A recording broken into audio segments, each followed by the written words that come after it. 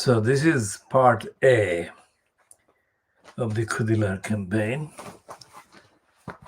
television channel, KhoodeelaarTV, and on the front page is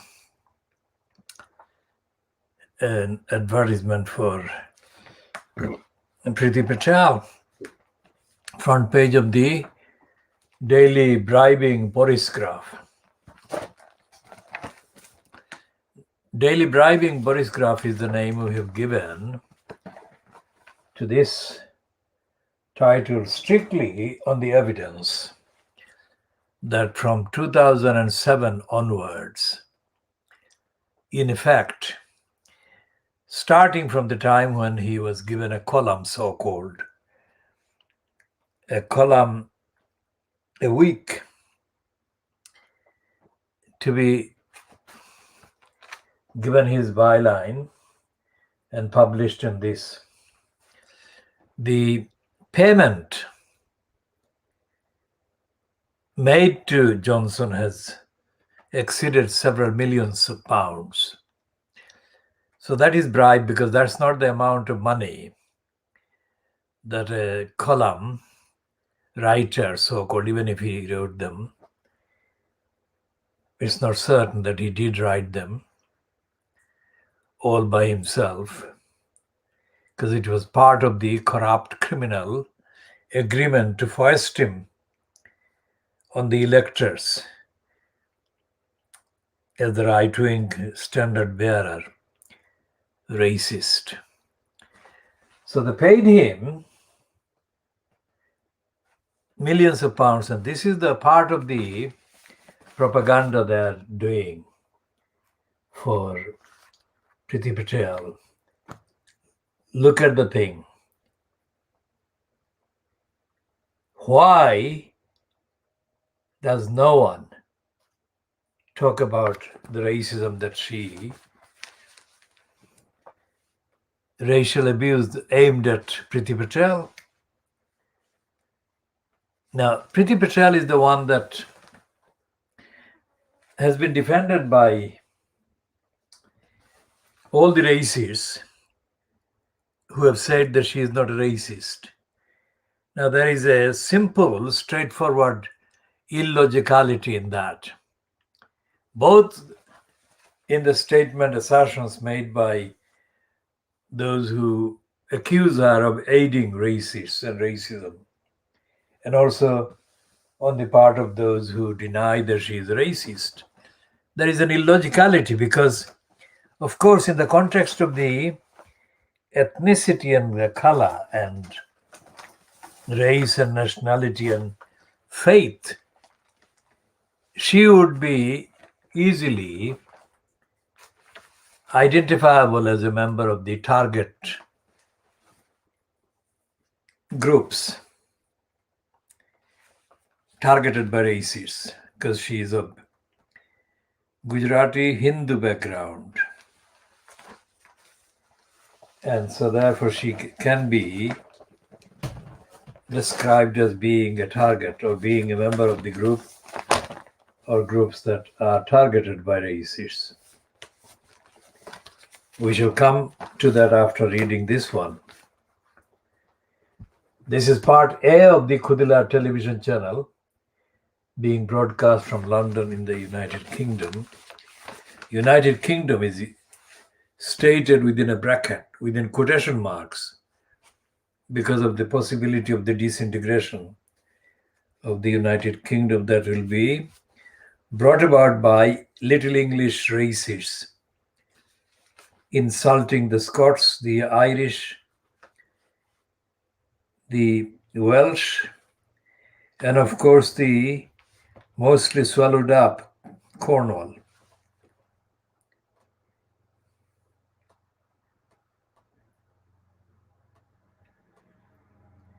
And there is a stupid cartoon by Matt, the most overhyped cartoonist. It is so stupid. It says, well, there are two figures, and it says, when the circus reopens, do you intend to go on working from home? What a stupid imagery. We just note that one and say it's stupid. And the second piece, given the space on the front page of the Daily Bribing Boris Graph, has been given three kind of bylines. And its heading is Racism is systemic in England. Think tank report tells the UN. Now, the think tank they are referring to is the corrupt, ignorant, and stupid Runnymede Trust. Now, the stupid, ignorant, and corrupt, servile Runnymede Trust published a set of denial statements about Brick Lane, about Tower Hamlets in the last, say, 1 year. And the criminals have completely denied the community. So we shall discuss the Runnymede Trust at extensive details later. But this one is talking about the kind of propensity on the part of the ones that are in control of the corrupt, stupid, ignorant, dishonest Runnymede Trust to jump on the bandwagon with a statement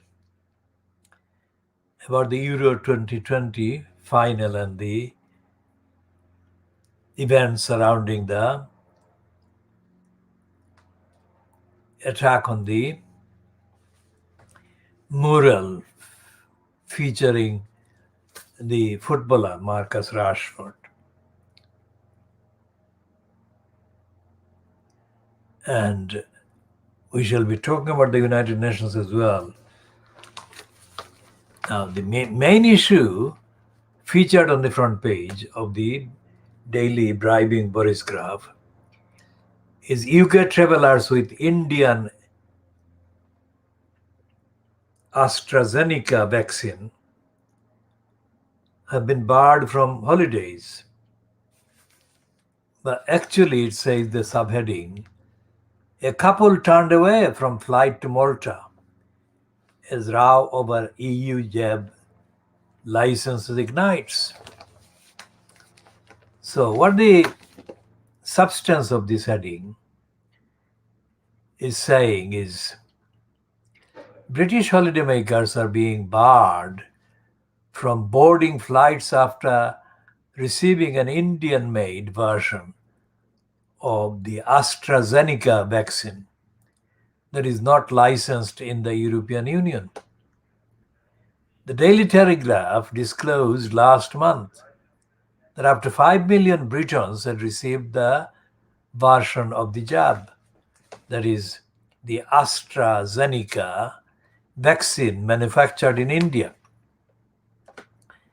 There is nothing wrong with the vaccine, which has been authorized by the World Health Organization, but it is yet to be approved by the European Medicines Agency, and so is not accepted by the European Union vaccine passport scheme. So that's what it is. The European Union's own medicine authority or agency has not confirmed that it is safe. The Indian-made AstraZeneca, obviously they would have had license from the AstraZeneca company, copyrights and the various kind of contents, that ingredients that they used and the formula that they used. They were all licensed from the AstraZeneca and the international relevant licensing authorities. So the query is not about the formula. The query is the fact that it was made in India.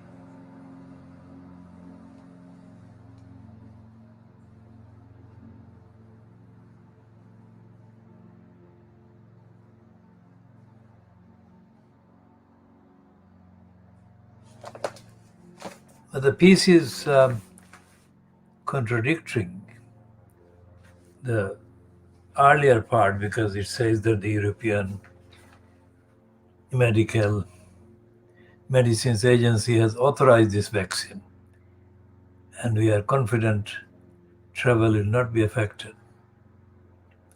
This is a part of a statement by the UK's Department of Health and Social Care. So here is the repeat performance by Fleet Street, publishing in the same piece contradictory factual assertions. And this has been the case right from the beginning in 2020. The Fleet Street papers are full of references to the supposed state of restrictions and care, etc. But those references are completely ignorant, factually incorrect, misleading, contradictory.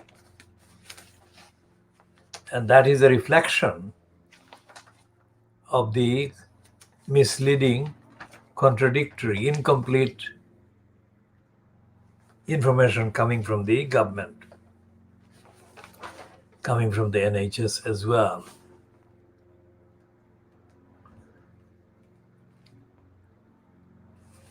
Now they've got a very stylized afro-haired man called Calvin Robinson, and his idiotic piece is written under the heading "Time to End This Toxic Narrative that Britain is a racist country." Where do you go? You don't get the truth from the Daily Star, whose columnist, the East London-born Don Neeson, is in denial while appearing to be condemning the gate crashers who forced their way into the arena in Wembley on Sunday.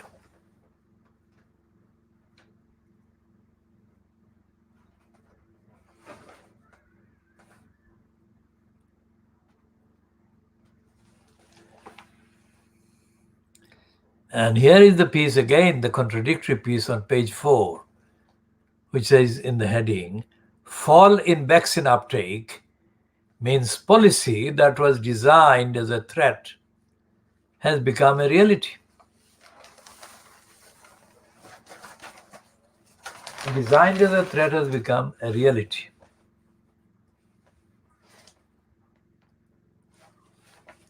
And it says in the subheading,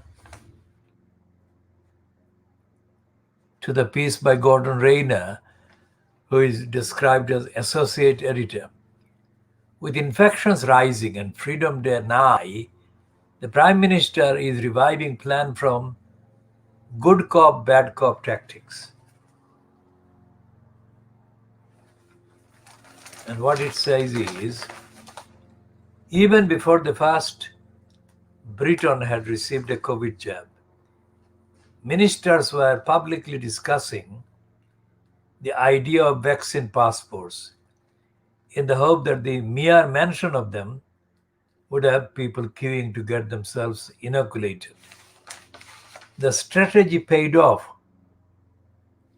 with uptake among over 50s at more than 95%, outstripping the most optimistic government predictions.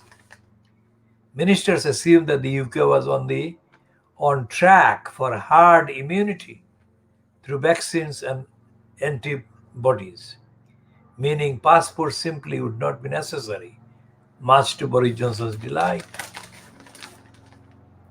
But a recent fall in take-up of the vaccine among young adults has knocked the strategy off course. Suddenly, a policy that was only ever intended to be a threat has become a reality, with official with official documents warning that the COVID passports could become mandatory. In order to press ahead with the Freedom Day on 19th of July, already 4 weeks behind schedule, Mr. Johnson has had to resurrect a policy he thought he had consigned to the bin in the hope that it will prevent nightclubs and other crowded indoor venues from turbocharging the third wave. Now, this is written in the language as if this Gordon Rayner has been talking to Johnson.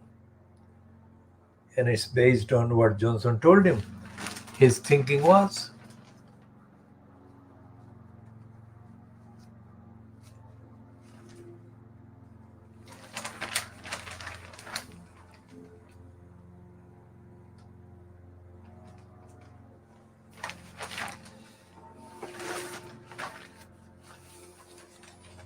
So it's not based on science, it's based on politics and the ability to exploit the various scenarios. This is what it is about. It's not about science, it's not about the actual health and welfare of the people in the context of the pandemic.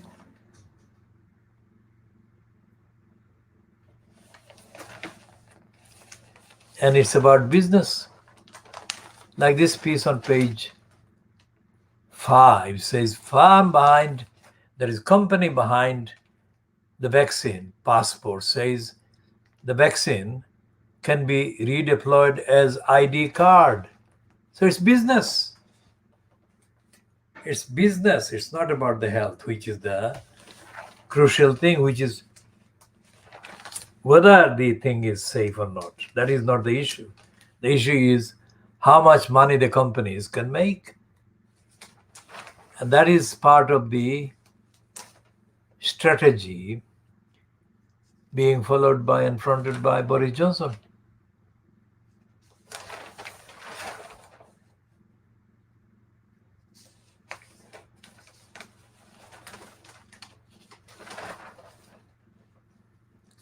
And there is a piece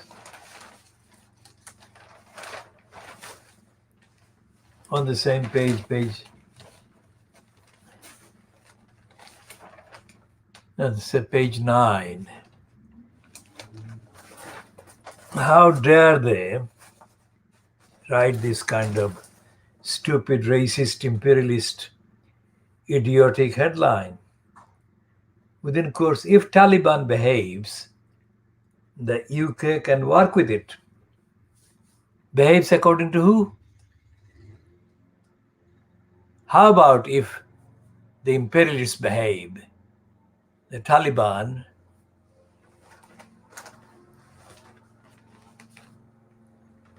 can work with the UK and by extension work with the USA.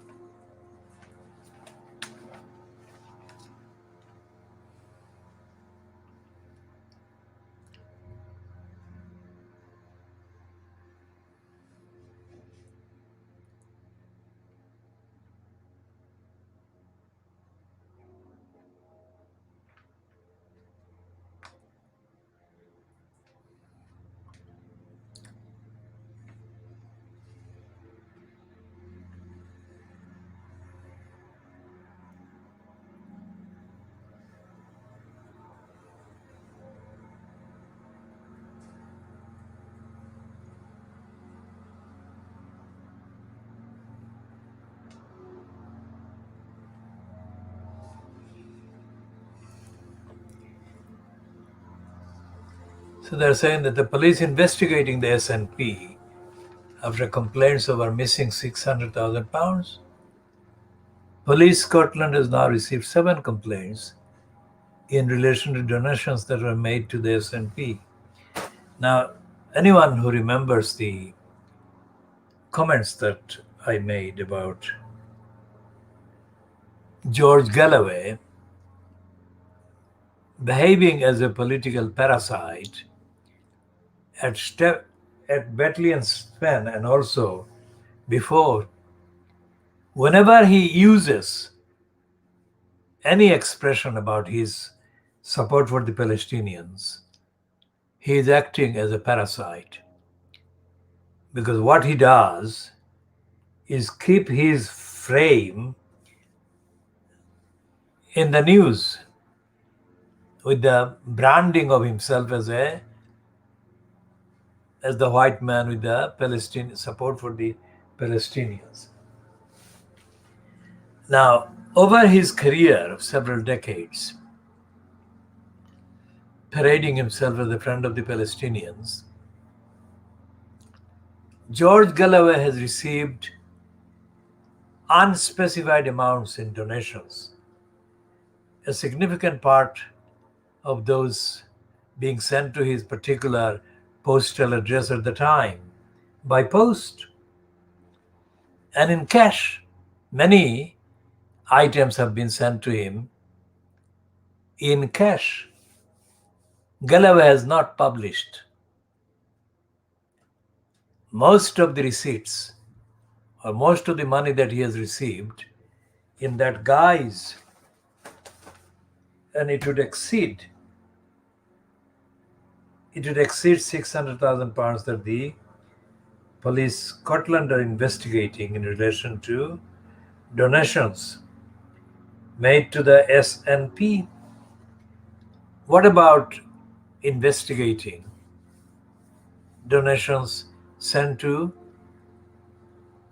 or more accurately, received by George Galloway through the post?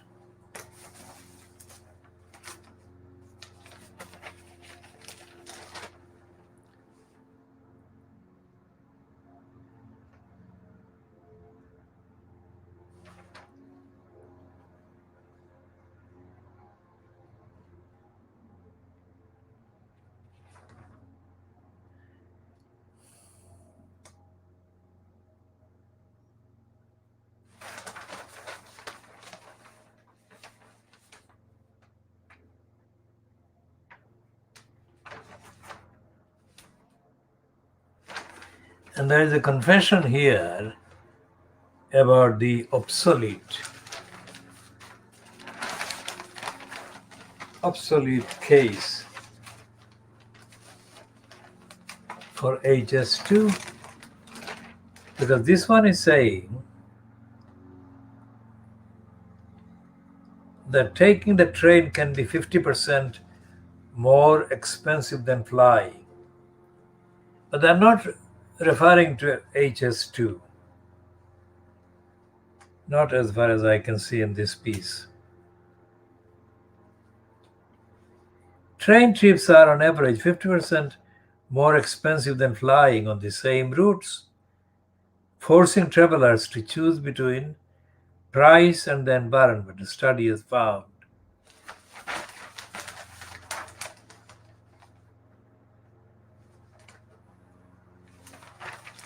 Now, talking about the day-to-day, which is the anniversary of the fall of Bastille. In other words, the start of the activities that became the French Revolution. Today is the 14th of July, which is the French language kind of name for the day. Now that was 1789, the 18th century. But the French continued imperialistic occupations of other people's countries in Africa and Asia, including the subcontinent. So that is a very short comment on the futility of the claim that there was a revolution. There was no equality, there was no fraternity, there was no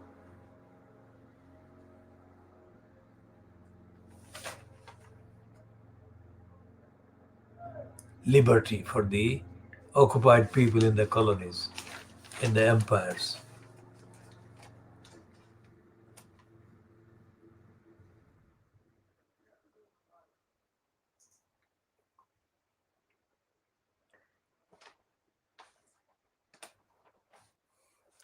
And Camilla Tomini, the definitive racist liar on the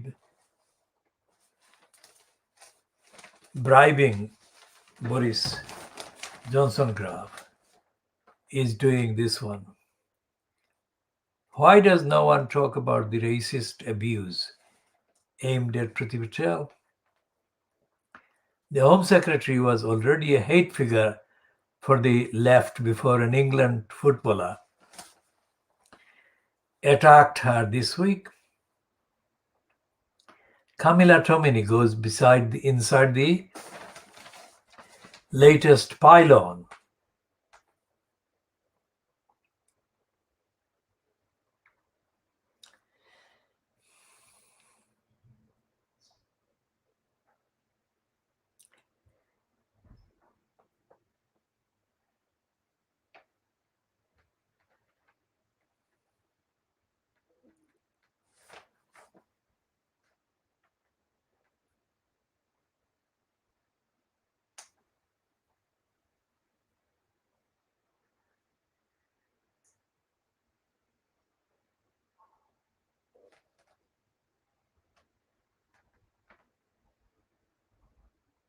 So this is a piece against the Black Lives Matter and the taking the knee.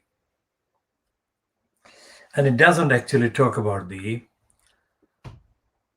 role that the likes of Priti Patel, who are of African or Asian origin, but who are given tokenistic posts and positions by the racists. She is playing the role as a facilitator for racists and racism, just as this other writer in the paper today is denying flatly that Britain is a racist country. It doesn't make her a racist in that sense, but it makes her a racist colluder, a racist facilitator, a racist stooge, a knee storm derived from Uncle Tom. I mean, a female version of the Uncle Tom, female young version of the Uncle Tom character.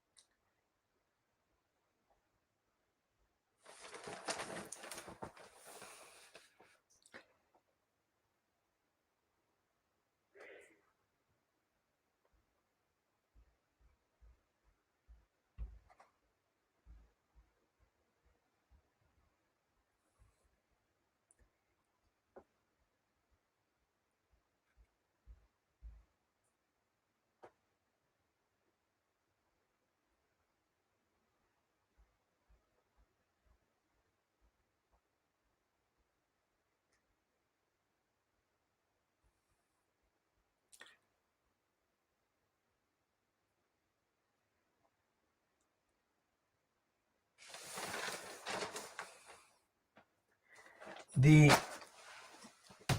Camilla Tomini piece promoting Priti Patel has got a significant input from Dracula Duncan Smith. Now, Dracula Duncan Smith, also known as Ian Duncan Smith, was once a leader, officially the leader of the Conservative Party. But Dracula Duncan Smith earned his name given by us, Dracula Duncan Smith, based on the fact that he, as the longest in post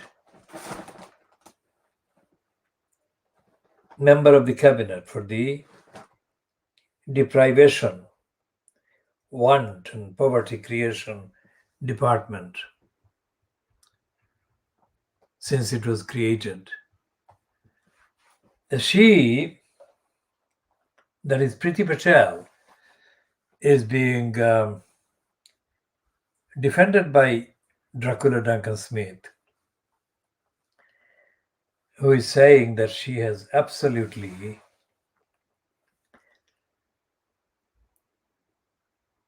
been consistently opposed to racism.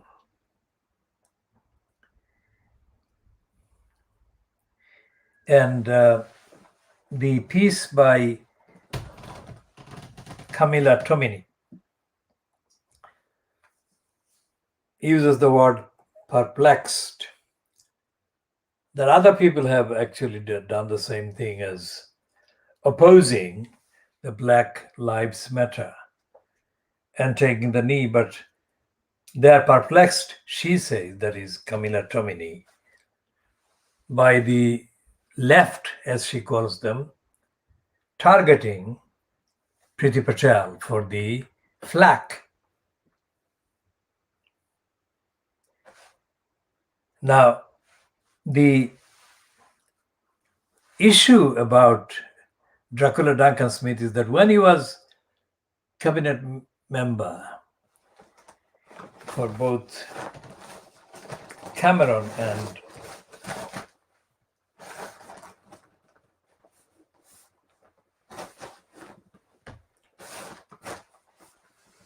he was the cabinet member for the deprivation, want, and poverty creation department. He created a policy against the benefit claimants that meant that many of the benefit claimants were denied the benefits that they were owed on the facts of their conditions and their entitlements. And as part of the policy, the DWP, the Deprivation, Want and Poverty Creation Department, that Ian Dracula Duncan Smith headed and fronted, introduced sanctions, that is, penalties, the punishments for the benefit claimants, many of whom were very much unwell, physically unwell, clinically unwell to do any physical work. So Ian Dracula Duncan Smith introduced the policy of punishing them by withholding the most basic amounts of money they needed every week or every period under the arrangement. And that was starvation, hunger being imposed on a policy, not on the evidence of the people's needs, but on a political policy to bully and harass and force these victims of poverty and other vulnerabilities to commit suicide. So the mass suicide in Britain imposed on the victims of Ian Dracula Duncan Smith's policy of penalizing the victims for being poor, for being unwell, and for being honest and truthful and self-respecting. So that mass suicide was a massacre of the poor in this country. Massacre of the poor for being poor and in poor health. So that was done by Ian Dracula Duncan Smith. not a person to be at all recognized as a character referee for Priti Patel, who has been steamrolling policies designed to harass, intimidate, bully,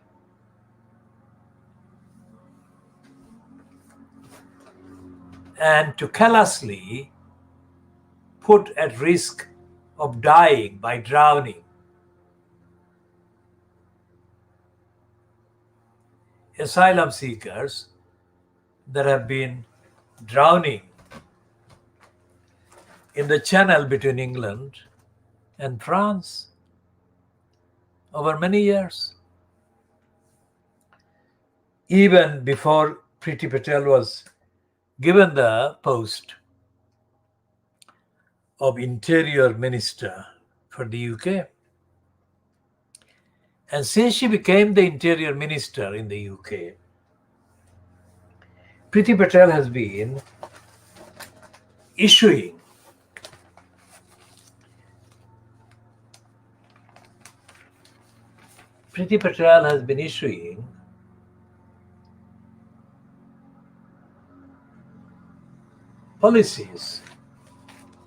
policy directives and policy statements that are actually illegal, because the statements that Priti Patel has been issuing are statements that are from the beginning of the conception, even before being published, in violation of the UK's legal obligations under the various conventions, treaties, and international agreements that the UK has signed up to. That is something that should be well known to anyone familiar with the legal framework or the constitutional framework, international constitutional framework. So why does the daily bribing Boris Graf leave out all of that? Ian Duncan Smith, being the massacre director who directed the massacre of thousands of people in poverty and low income and poor health, is the last person that should be cited as an authority on the rights and wrongs about the fact-based condemnation of Priti Patel over her fronting the racist agenda against asylum seekers. The asylum seekers who have been physically forced to land on England, either in Kent, on the coast, English coast, covered by Kent or Surrey county councils.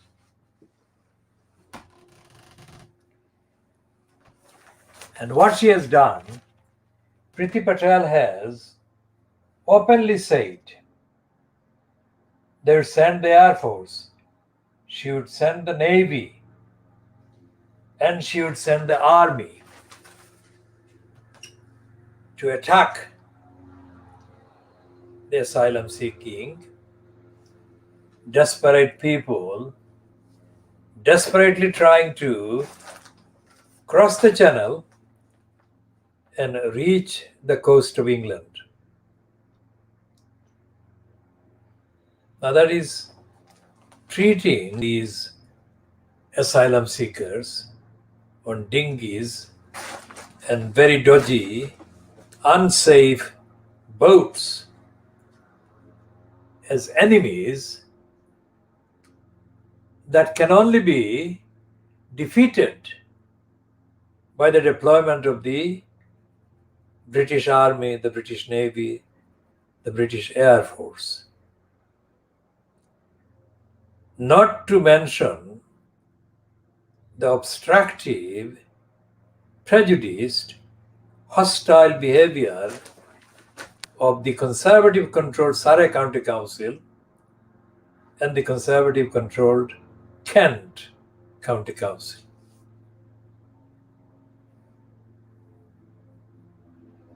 This is one of the main evidence that is completely undeniable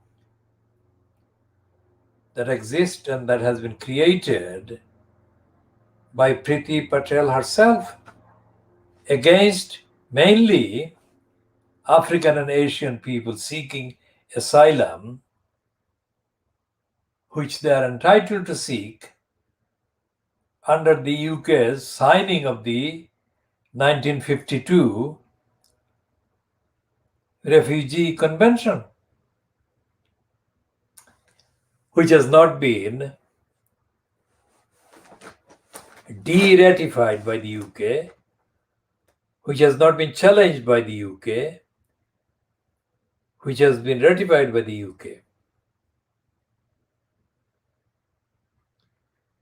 So these are all answers to the question in the daily bribing Boris graph.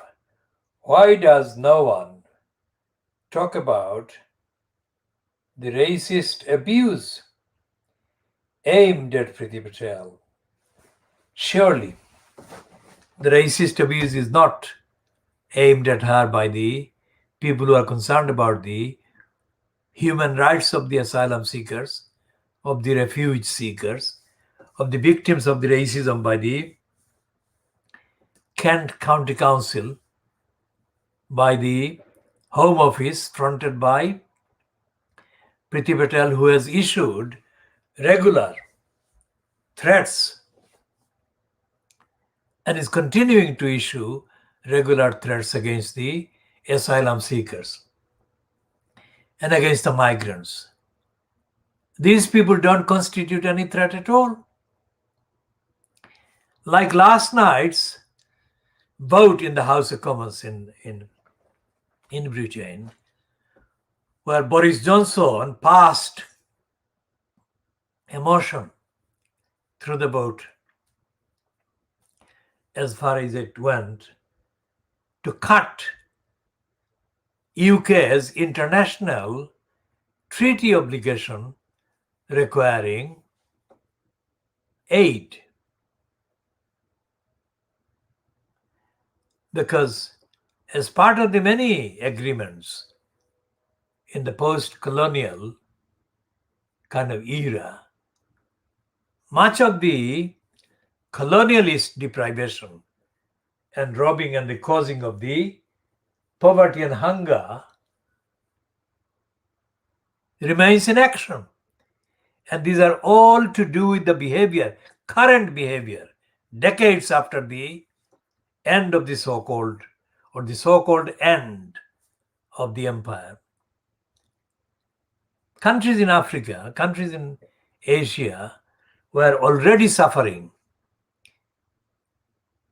from poverty, food poverty, and others, before new wars were foisted by the UK and the USA, with France and other Western countries supporting them. Afghanistan, one example, Iraq, costing the lives of millions of people, innocent people, women, children, and elderly, directly murdered, massacred by the wars created by the United Kingdom. So when they talk about why no one is talking about Priti Patel being the target of racist abuse, they should have known better than to ask that question. Because what she is denying is the role of the British government, continuing role of the British government in the continuing creation of the desperate situation, unsafe situation in Africa and Asia, not to speak of the situation in Syria that is worse than the ones in the other countries currently, and not to speak of Palestine. So the answers are there. We have given the answers. And they're talking absolutely racist, because the racists are the ones who are defending Priti Patel. And mass murderers like Ian Dracula Duncan Smith is giving her a certificate that she is an opponent of racism. Now he is a racist himself. There is no evidence, there is no justification, there is no ground for accepting Ian Dirty Duncan Smith as a source of moral certificate for a stooge like Priti Patel. And the other thing is that while she was International Development Secretary during Theresa May's period, Priti Patel was forced to resign. Priti Patel was forced to resign from that post in the cabinet of Theresa May because she broke the law, broke the rules. Broke the rules not of some arbitrary kind of agency or body, it was the rules of the government under which she took oath of office. She lied and she concealed the truth about her illegal, unauthorized activities while traveling in Israel. That was something that she could not deny. So she had to be removed from office because she was lying. So the people who are attacking her about her collusion with the racists are not attacking her just for her collusion with the racists. They're attacking her also because of her lack of character, lack of dignity, lack of reliability, lack of integrity. And so on. The list goes on, because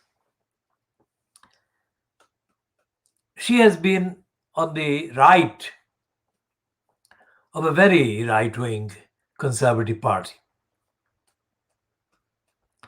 And she has supported all the wrong issues, the wrong causes for the right wing in order for her to be treated by them as a right winger, safe hands, so that she would have a career as a right winger.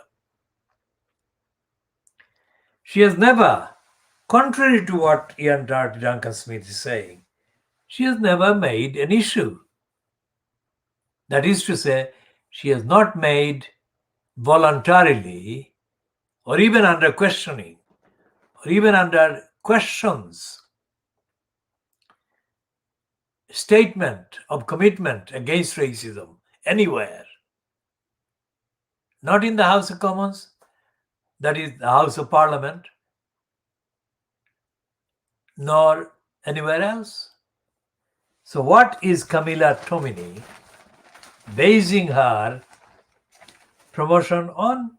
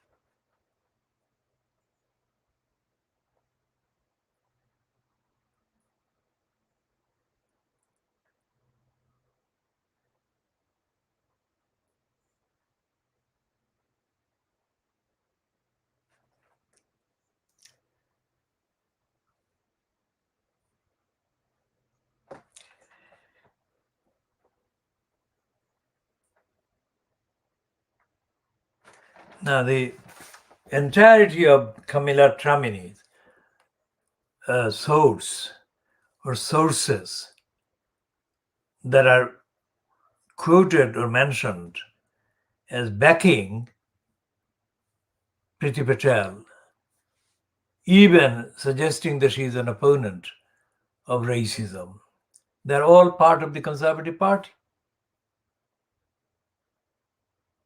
And the Conservative government being fronted by Boris Johnson right now. So that is the look, that is the complete look at the daily bribing Boris graph, promotion for Priti Patel. They're not promoting her as an Asian. They're not promoting her even as a Hindu. They're promoting her as a right-wing conservative in post as the Interior Minister of the UK who is supporting racists. That is what they're doing. And this one, where have they dug him out of?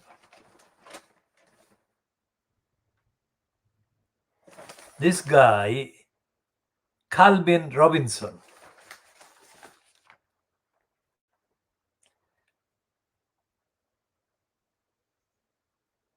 Now, this guy is like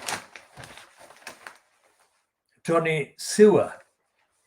The Tory Sewer was the one that was used by Boris Johnson to make a bogus claim that there was no institutional racism in this country.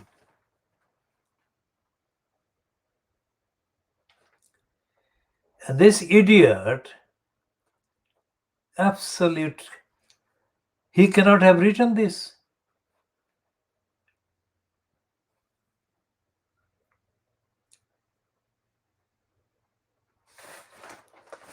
I mean, to write this piece for publication of the day, when so many of the usually racist Fleet Street papers are carrying these. Let's actually take a look. These are the papers, and I'm going to kind of look at those. This is the Daily Scar, which has got pages.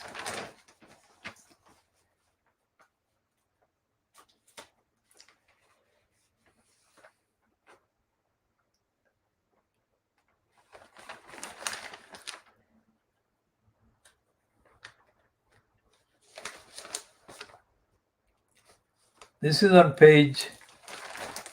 Okay, this is today, the same day as the Camilla Tromini piece about the Priti Patel, and also this Calvin piece saying that there is no racism in Britain. This is the paper today, the same day.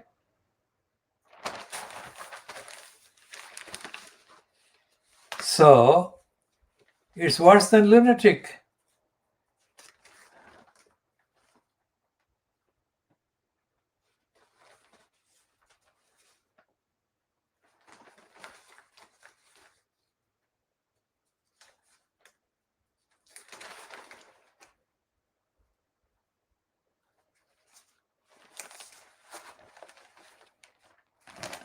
And even the scum has got a, well, Scar is forced to write the editorial about the victim of racism, which is Marcus Rashford. And they're paying respect to him. The I newspaper today has got Marcus Rashford. And of course, the front page that the racists have sent emojis. Well, the racist Instagram is being condemned as racist because it just says that you can, monkey emojis can be sent to black players.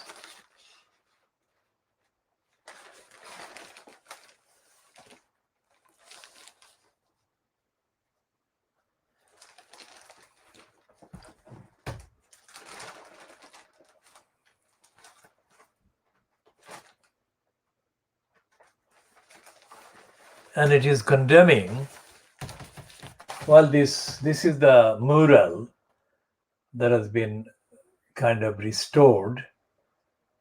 And on the same page, they're saying that the racist accounts on the social media remain active. So there is an awareness, even on the part of the I newspaper and the likes, that racism is too rampant, even after all these protests.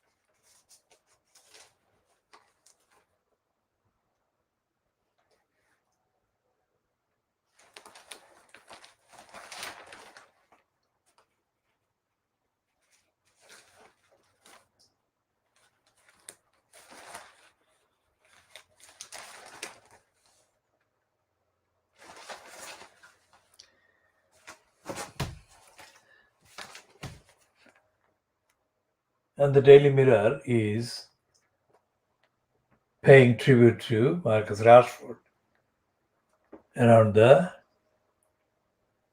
mural. This is the day. Same day, and the Daily bribing Boris Graf is running another piece denying the existence of racism in this country.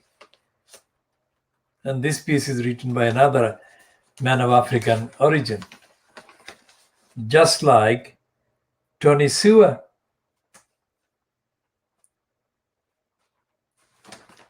And the Daily Mirror is saying that racists are still online and they have not been brought to book on the social media.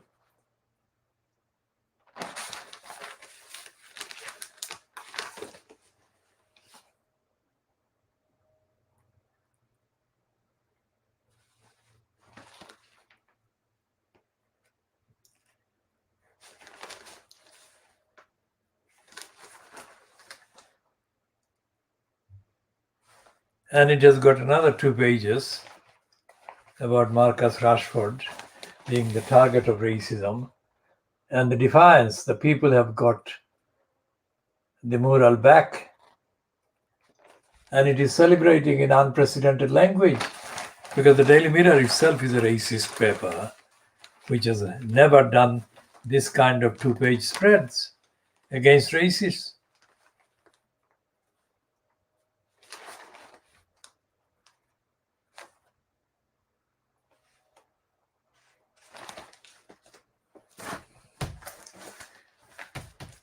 And even the Daily Mail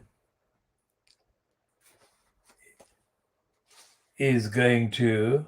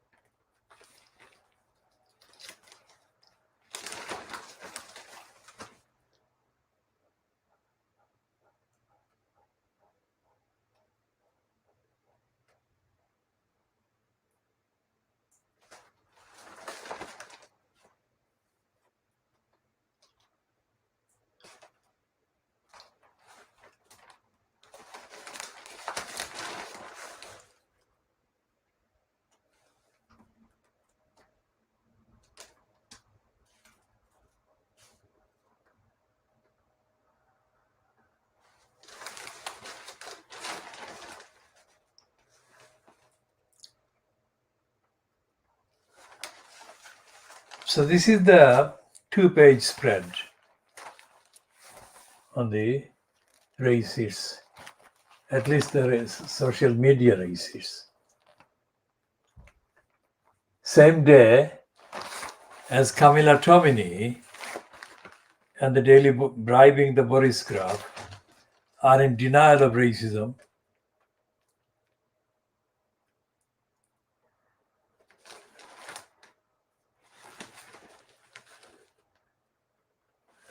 In denial of racism existing and operating.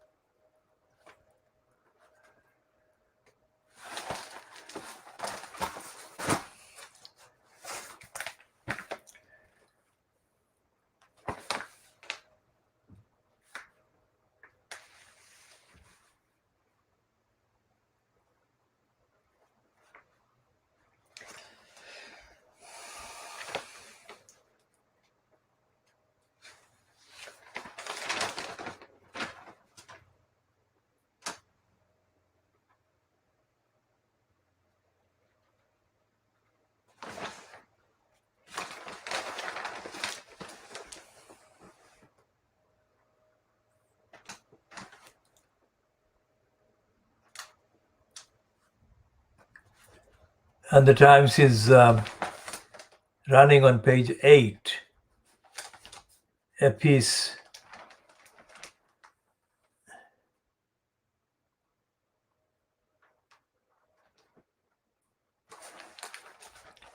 about Marcus Rashford. And there are other pieces about Wembley as well.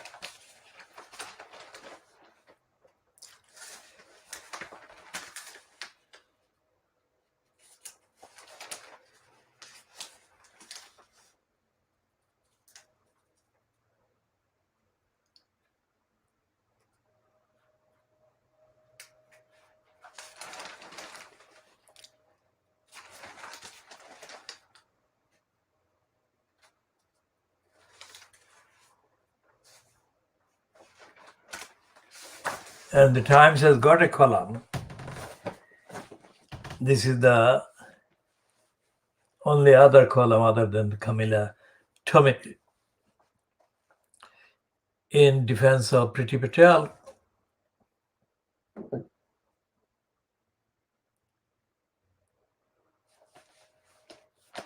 Now this one, the main heading is in Patel versus Mings. We shall come to Mings. He's a Tyrone Mings. Kneels before England's friendly against Austria last month. There is only one winner. The Home Secretary, like others in her party, is on the wrong side of a dispute with England's footballers. So he's not saying that the dispute is against racists and against anti-racists, or between the racists and the anti-racists. He's separating the many, the majority of the people, and making a special case against Priti Patel by elevating the status of the football players or England footballers as if they're special. So therefore, what they say about racism counts. And what the ordinary people, the victims of day-to-day racism, say doesn't count. That itself is racist. And it is Daniel Finkelstein. I call him the Fickelstein. In other words, I call him the fickle one. Just as the European Football Championship got underway, I fell into a discussion about dinner with a human rights lawyer who specialized in conflict resolution. And very impressive she was too. After we had tried solving the Middle East problem, is he talking about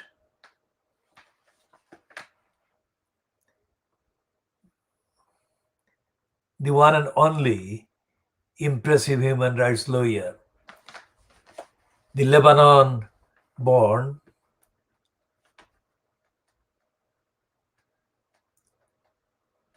Amaluddin, who has changed her name into Mrs. Clooney?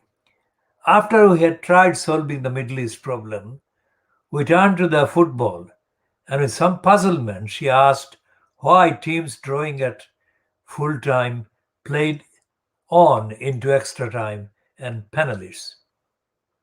Why not just share the trophy?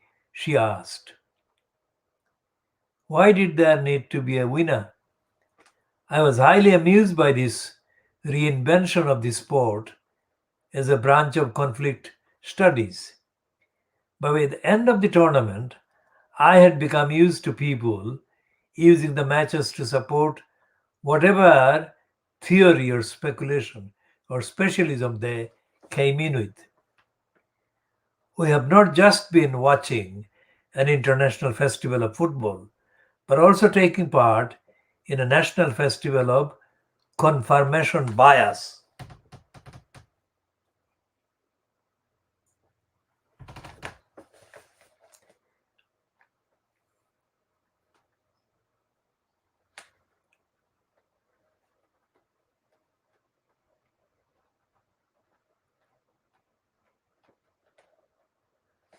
People who think almost anybody will be a better prime minister than Boris Johnson became more certain with every win that Gareth Southgate would be a good choice.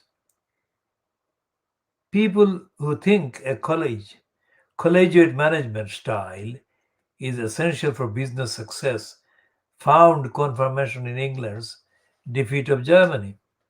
Those who think England isn't intrinsically racist felt this to be shown by our collective enthusiasm for the winning three lions. Those who think it is pointed to response to defeat. There was a little bit for everyone, something that everybody could use to show they've been right all along. And you know what? That's certainly the case with me. The clash between the England defender Tyrone Mings and Priti Patel supports everything that people like me have been warning the Conservative Party for some time. You can enter into a culture war if you like, but don't be too confident you will win it.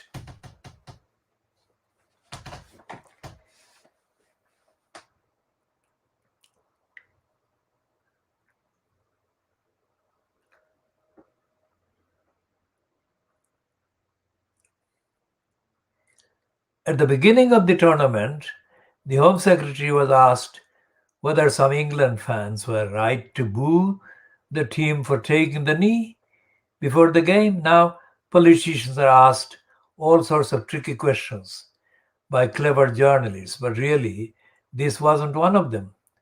Do you think it a good idea for people to jeer the racially diverse national side as they stand together against racism during an international tournament? It is not the sort of puzzle you require years of media training to handle. I'm never in favor of jeering anyone. Is, I think, a pretty safe answer for a Home Secretary. Instead, Patel said, that's a choice for them, quite frankly. Simple prudence might have made her pause if the rightness of the cause did not. It was really quite likely that the England team would make it a fair distance in a tournament being played largely at home. As it progressed, the team would become heroes, and she would then wish to pose in an England top as the its coming home secretary, having basically sided with the booers against the booed. She might find the transition difficult. It is extraordinary that this thought did not occur to her. For so it came to pass on Monday, Mings, who plays for Aston Villa, tweeted, "You don't get to stoke the fire at the beginning of the tournament by leveling our anti racism measure as gesture politics and then pretend to be disgusted when the very thing we are campaigning against happens."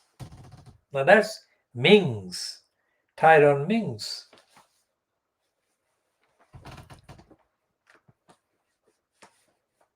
And that is the answer, the most topical and the most up-to-date version, let's say, of the answer to the question that is the headline in the Bribing Boris Graf article by Camilla Tomini.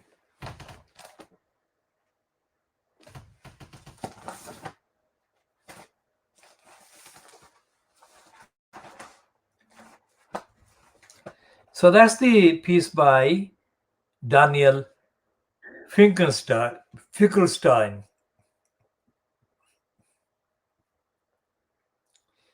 And he concludes his piece.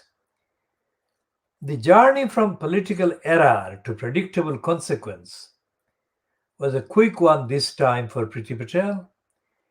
The larger mistake of siding against the coming values of a younger generation may take longer to unfold, but the outcome is just as sure. Now, of course, Finkelstein, being Finkelstein, is allowing her to get away with all the anti-asylum seekers breaches of the law that she is absolutely brazenly glued to doing. And we haven't even started talking about the other breaches and other misconduct by Priti Patel that have been covered up and shielded by Boris Johnson. The most widely publicized departure from post of the permanent secretary at the Home Office, who accused Priti Patel of brazen harassment, bullying, abusive behavior, and lying. And none of that is even conceptually, even conceivably hinted at as being possibilities in the piece by Camilla Tomini. So these are facts that I'm citing, detailed facts. World exclusive diagnosis of Fleet Street, which is corrupt and criminally in denial and negligent and racist and dishonest.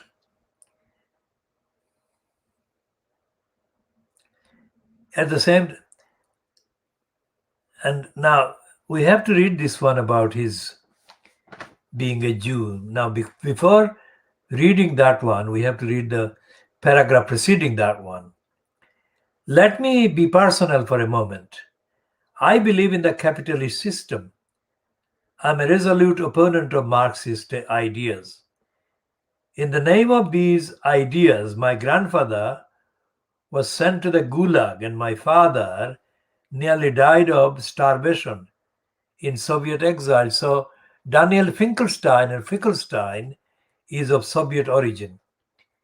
You can take it from me that I wouldn't support any gesture that glorified communism.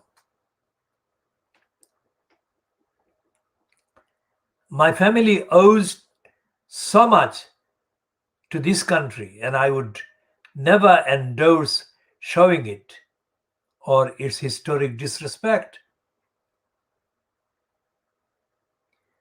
I'll read that again. My family owes so much to this country, and I would never endorse showing it or its history disrespect.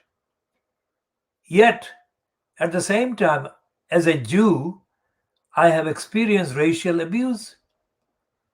What you crave when it happens is the solidarity of your fellow countrymen for the gestures and statements of resistance that you make.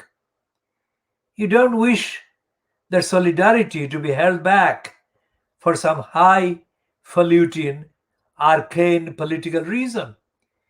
It breaks my heart to think that any ally of mine would withhold support from young men being jeered because of their race. Now, that is another part of the answer that Camilla Tomini deserves. For let's be clear, that is what the jeering was about. The jeering was racial abuse, wearing the clothes of political argument. The jeerers hadn't read the BLM website or studied Das Kapital any more than the players had. In the aftermath of Sunday's defeat, we learned who was doing the booing, and the ugly culture of hatred and violence it is part of being on the side of the that isn't any sort of position for a conservative. The moral argument seems to me quite clear. But for those still not convinced, let me also make the political case. Failing to support the stand of the England team before they became national heroes has become a predictable political embarrassment. In the contest between the Home Secretary and Tyrone Mings, there will only be one winner, and it won't be the politician.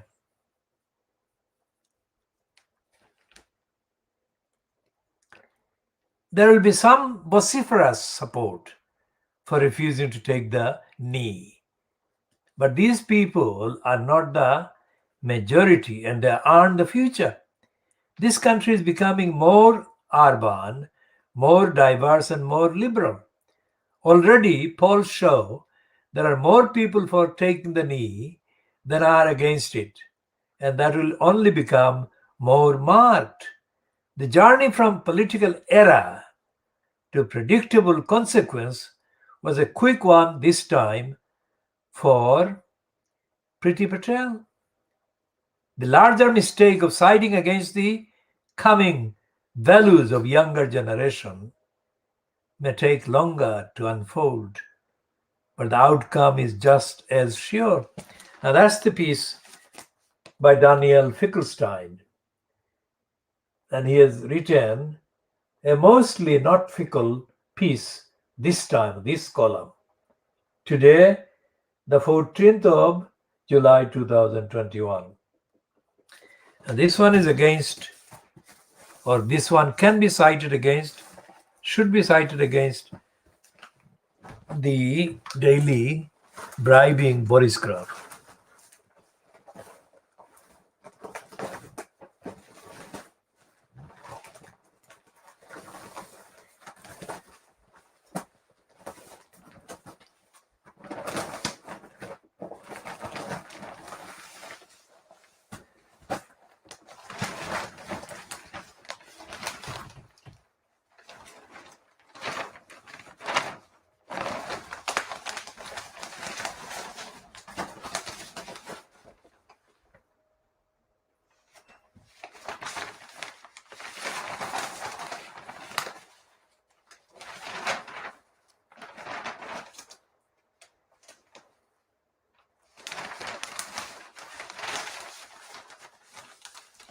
This is the same telegraph, Boris Graf, which is notorious for stupid, illogical logic.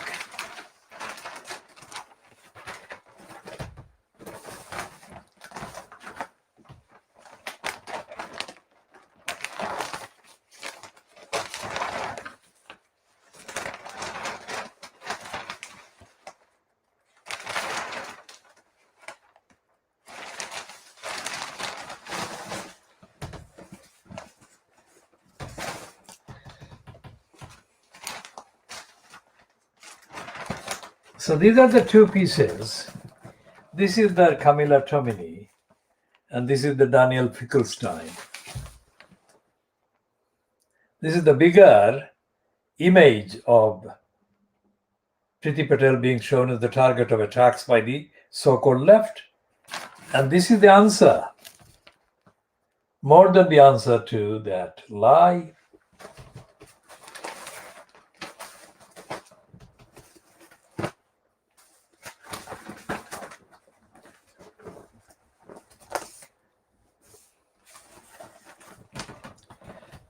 Even the Sun has got nearly truthful front page.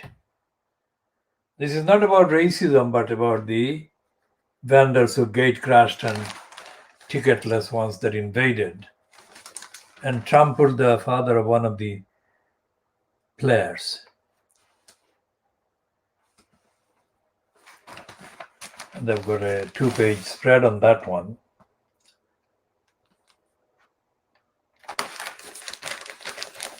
So even when the likes of the scum are forced to admit that violence and racism, the daily bribing Boris Graf, is brazenly in denial.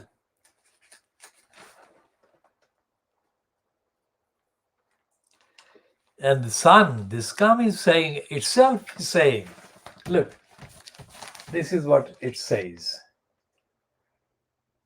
Whereas the bribing the Boris Graf is denying that Britain is racist. And they've got pages and pages almost against racism. We say almost because the scum is very firmly a racist paper.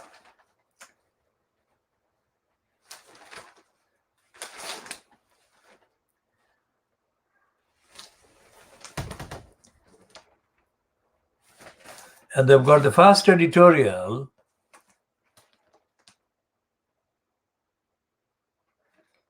that defends the black players.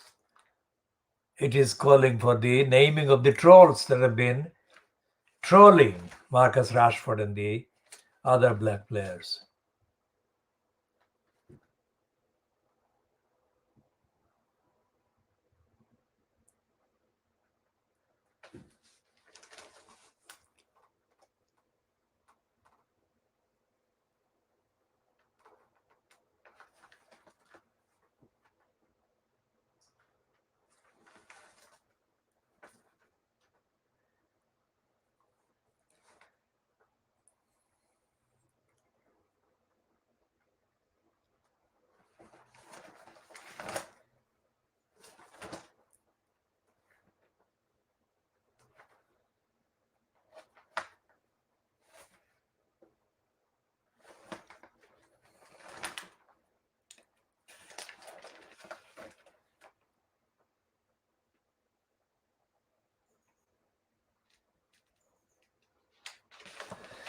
And the arch anti-Muslim racist liar, Douglas Murray, has got no clue about Afghanistan. Because obviously, as I have been saying, based on evidence, not anything to do with any particular investigation that I have made or had to make about Afghanistan, that the country has been for hundreds of years, if not for thousands of years, the graveyard for imperialist conquerors. As I said, Biden didn't just kind of make an effective kind of decision. He had long and hard consultations on the USA's imminent losses to be added to the losses of the last 20 years in Afghanistan if they did not leave. And that's what it is echoed by the British government, which is saying that in a face-saving language that if the Afghans behave, if the Taliban behave, then we can work We can work with them. Of course, the Taliban will not behave. And what will happen is that there will be a balance in years to come that will mean compromise. That's the most pragmatic way forward that I can see.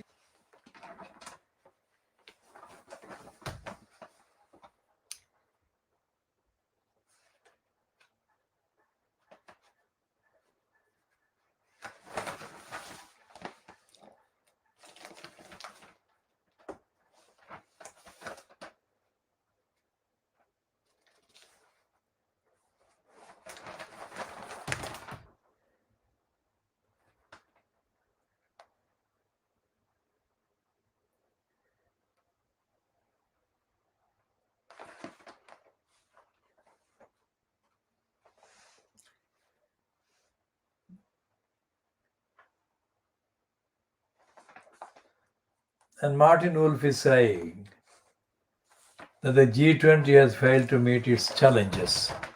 Now, that's not news.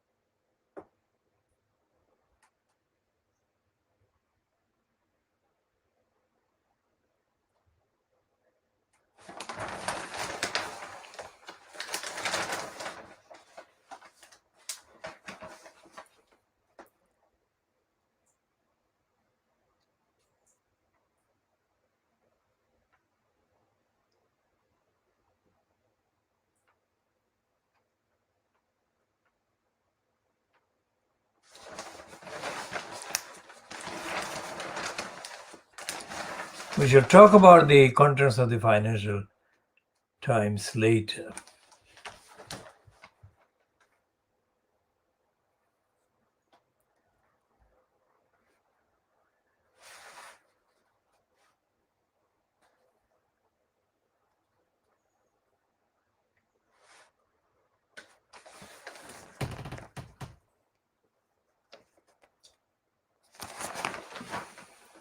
As we said, financial crimes, as we have renamed it, is hiding the truth about the corrupt operation of capitalism, imperialism.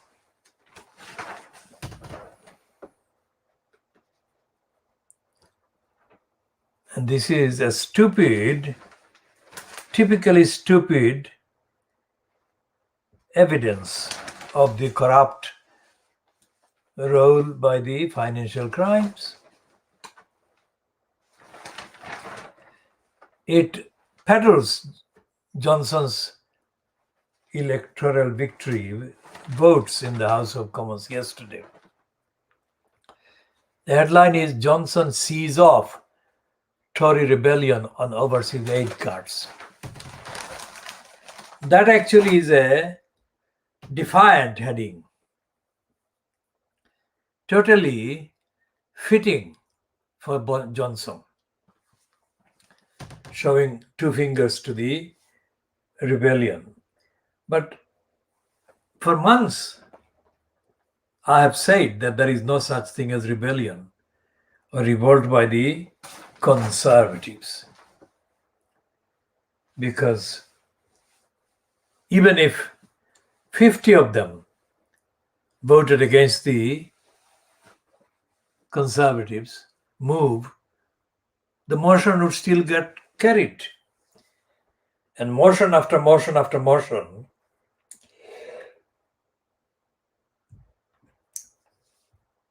has been carried for months.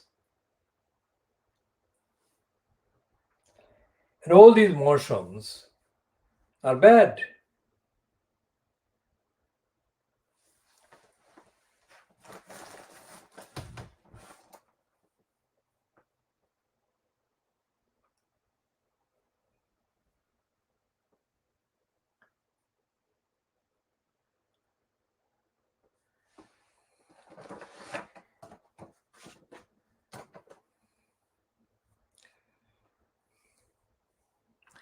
So we shall be looking more at the contents and the agenda of these papers, Fleet Street papers today, in later editions.